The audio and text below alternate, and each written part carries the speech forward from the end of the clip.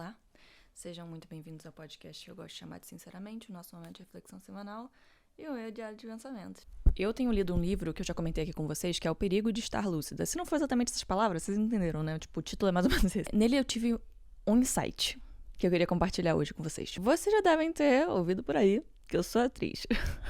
Não porque eu sou famosa, mas porque eu sempre falo que... Ou, tu para de fazer essa cara, hein? Não, eu já sei o que você tá pensando. Mas eu nunca estive na Globo. Carreira difícil essa. Sim, realmente, mas eu gosto de pensar que número 1, se é difícil, é um bom sinal. Significa que eu não tô me acomodando e fazendo as mesmas coisas que eu costumo fazer, que eu já tenho experiência, que eu já tô careca de saber como é que faz. Eu tô me desafiando, eu tô crescendo, eu tô expandindo como ser humano até. Vai muito mais do que uma carreira pra mim. E 2, a gente mora no Brasil.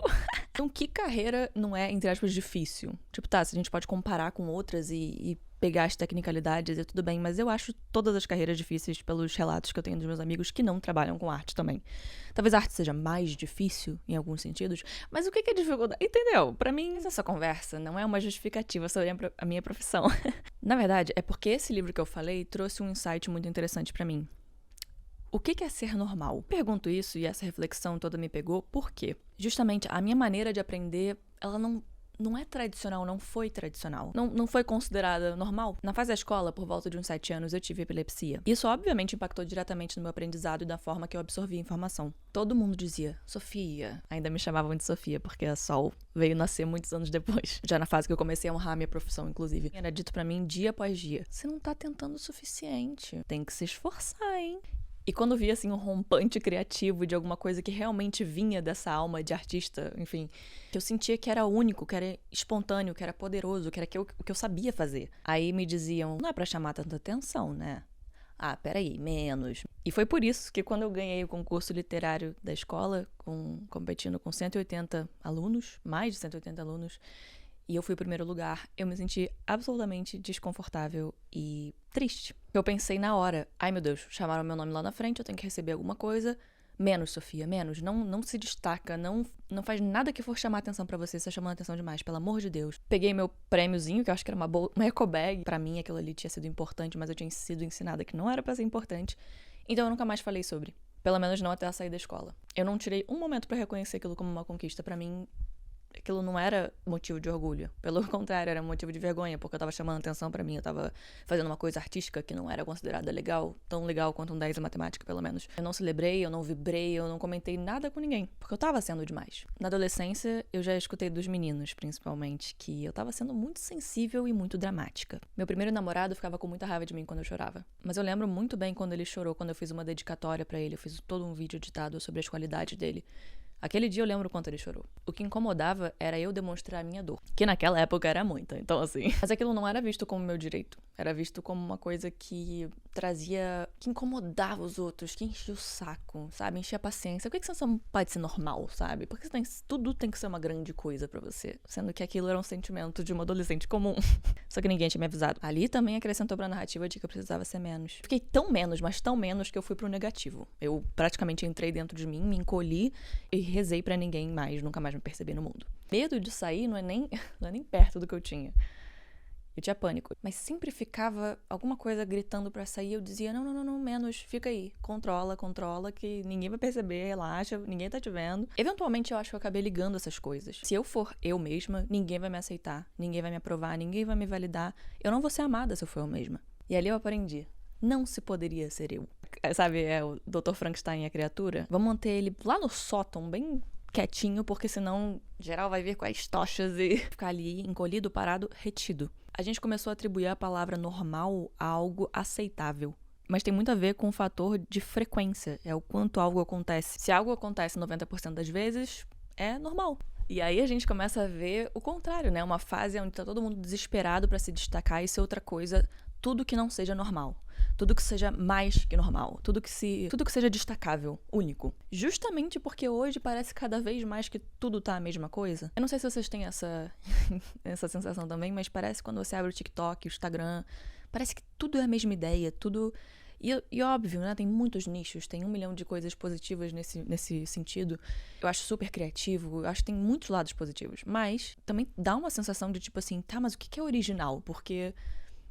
sei lá, porque parece tudo a mesma fala, e eu me incluo nisso, sabe? Tipo, eu acho que a gente olha pro lado e fala, tá, mas então, o que tem de realmente único sobre mim? O que é a característica que me faz realmente eu e não aquela outra pessoa? Eu acho que a gente tá encontrando cada vez mais dificuldade de entender os nossos lados únicos. Até porque uma coisa que às vezes você falava assim, que legal, você também faz isso.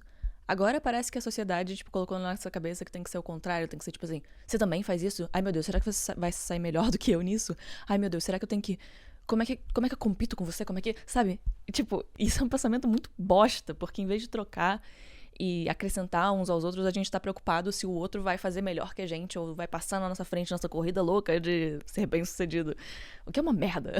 E ao mesmo tempo, se você parar pra pensar, a gente quer ser único, quer ser visto, mas quando o outro bate no peito e fala, eu sou isso aqui, dane-se, a gente não gosta, né? Não, peraí, também tá falando demais, fala menos. Aí a gente acha feio, né?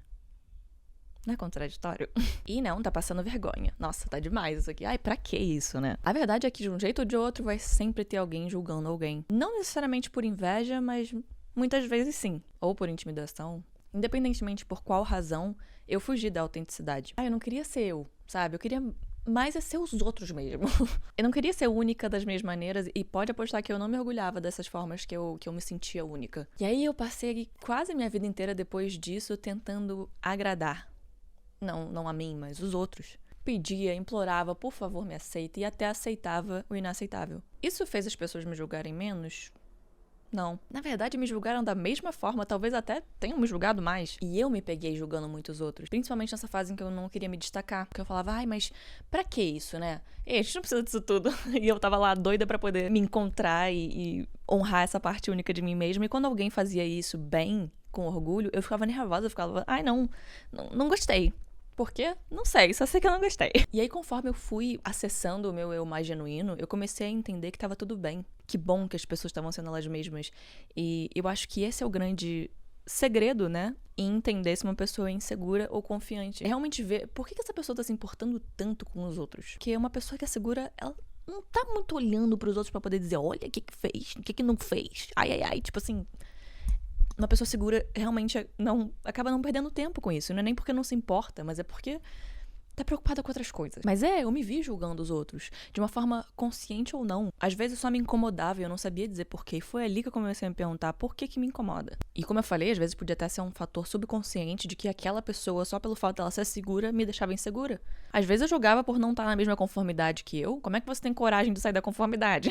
Eu não tive, então volta aqui. Comecei a entender que o julgamento humano, ele é rápido e certeiro. A gente bate o olho e fala, não gostei. Quantas vezes não tem um filme em que a gente vê absolutamente 2 segundos, a gente vê um frame do filme e fala assim, nossa, que bosta, nunca mais vou ver, 0 estrelas. Tipo assim, a gente nem viu. Ou quando você tá passando pela sala, sua avó tá assistindo novela e ela fala, ator fraquinho, hein? Você viu 1 segundo? Não sei nem qual... Vai ver esse trabalho, não reflete também a carreira inteira. Às vezes é um ator de 20 anos que, tipo, não reflete ali.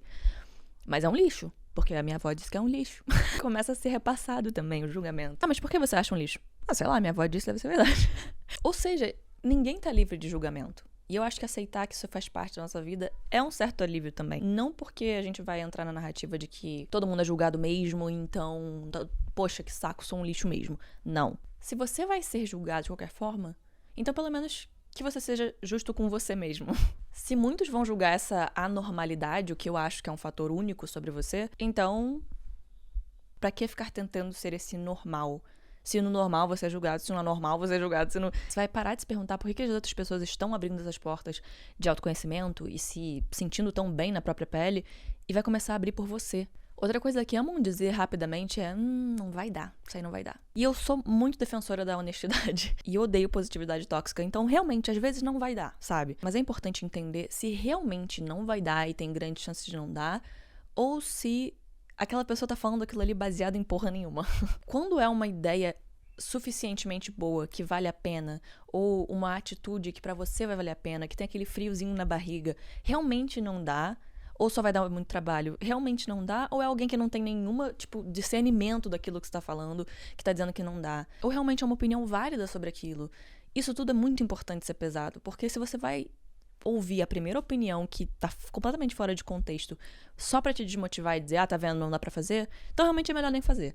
Mas se você vê propósito, se você sente aquele sentimento de instinto pra fazer uma coisa, eu acho sim que vale a pena ser feito. E sim, podem ter muitas dificuldades, pode não ser da forma que você esperava, pode ser necessário fazer mais de uma vez, mas eu acho que é importante a gente também não pegar a primeira opinião que vem, avulsa, não entender ela, não analisar ela. Eu acho que conselho tudo bem, a gente pode sempre ouvir um conselho, mas se a gente vai absorver aquilo como verdade ou não, também é muito importante, porque nem todo conselho deveria ser absorvido como verdade. Então, quem tá dizendo aquilo, em que contexto, avaliar, pesar o que tá sendo dito. E não só ouvir e falar, não vai dar mesmo. Será que aquela pessoa tá te zoando por fazer alguma coisa porque parece demais, mas na verdade ela também gostaria de fazer? O episódio de hoje tá honrando a minha autenticidade em escrever. E o podcast, no geral, também honra muito as minhas ideias, as minhas reflexões, a minha opinião como ser humano. Eu tenho feedback de alguns familiares que ficam tipo, pra que fazer isso? Pra que ficar falando na internet, sabe? Você não tem necessidade. Como eu falei, eu não tô buscando meu lugar tranquilo e confortável, eu tô buscando sempre evoluir como ser humano. E pra mim, criar conversa é algo extremamente necessário. E se eu posso abrir um espaço desse, por que não? Se eu posso tornar minhas experiências em algo valioso pra alguém, se eu posso fazer algo que faz bem pra minha cabeça, minha saúde mental, por que não? Eu quero sim expressar esses meus fatores únicos. E aí eu queria te perguntar, onde que é esse lugar pra você? Quais são as coisas que ressaltam essas características únicas sobre você que você tem tanta vontade de mostrar e de expor pro mundo? O que te conecta com as suas melhores qualidades? O que dá aquele medo que é totalmente acompanhado por vontade? Se quiser me contar, eu tô aqui. Obrigada por assistir mais um episódio, sinceramente. Eu te vejo quinta-feira que vem às 6 horas da manhã com mais um episódio de Sinceramente.